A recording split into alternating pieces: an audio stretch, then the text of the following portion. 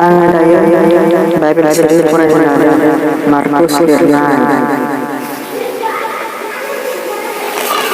से बाला जिद' सिरि जिसुआ गालिलि लैथो जिं थाबायलांनाय समाव सिमन आरो बिनि फंबाय आन्द्रेयासखौ जेजों ना सारनाय नुदोंमोन।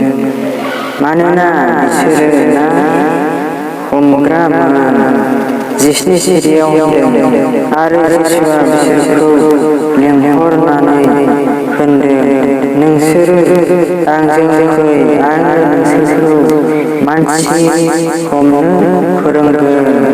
18 सिरियाव बुंबावदों, बे समावनो बिसोरो जेखौ दोननानै जिसुजों लोगोसे थांफादों।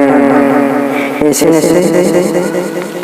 गोरोन्थि जादोंब्ला आं मार्कस दैमारि।